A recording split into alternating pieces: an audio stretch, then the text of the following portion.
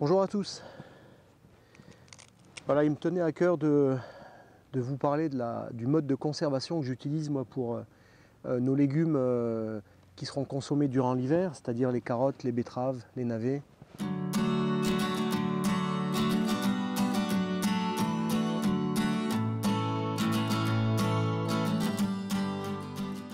Voilà, moi j'ai toujours vu mon grand-père faire comme ça.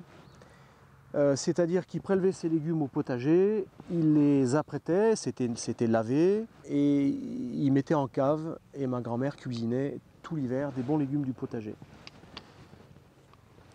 Et puis c'est en plein hiver plus aisé de descendre à la cave récupérer un légume que d'aller le récupérer dans le jardin quand il pleut, quand il neige, quand il fait très froid.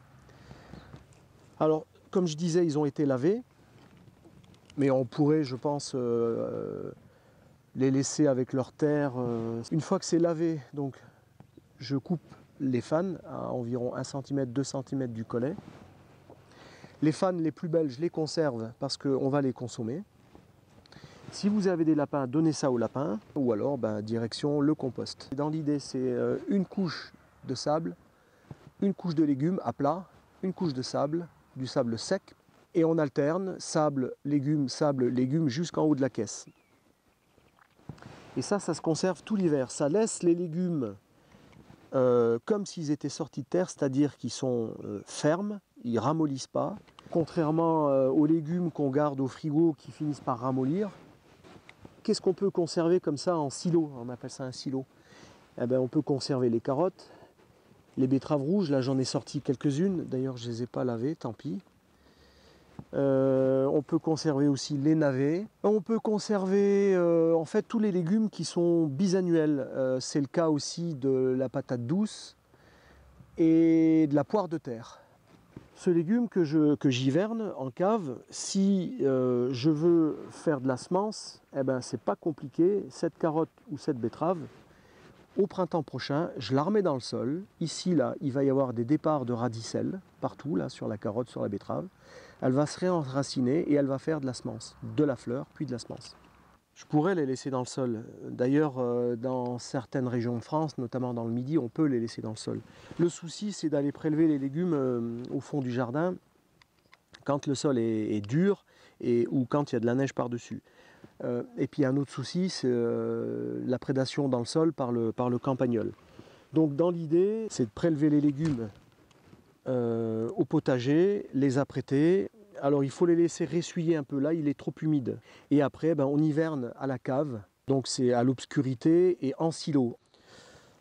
Donc pour ceux qui ne disposent pas de cave, il existe une astuce de fortune, c'est de la récup. C'est assez simple, il suffit de récupérer un tambour de machine à laver. On l'enterre dans le sol à la verticale, le couvercle vers le haut. On alterne les couches, sable, légumes, jusqu'en haut. Et par-dessus, une botte de paille. S'il neige ou s'il gèle, on a toujours accès à la trappe. Il suffit de retirer la botte de paille, on ouvre la trappe et on va chercher ses légumes. Ils ne vont pas pourrir, ils ne seront pas l'objet de prédateurs puisque ça c'est infranchissable. Et le légume, il est comme sorti du sol, il est frais, il est bien ferme.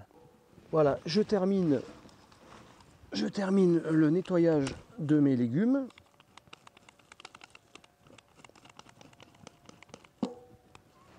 Et une fois que c'est prêt, il n'y a plus qu'à mettre en application.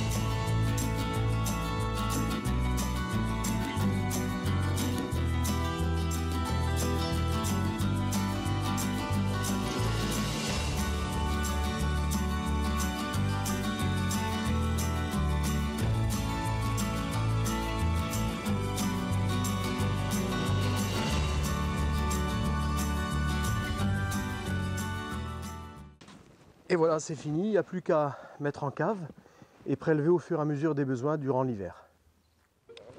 Alors, je parle pour faire un essai, ouais. Ça c'est des fans de carottes, tu vois, ça se mange.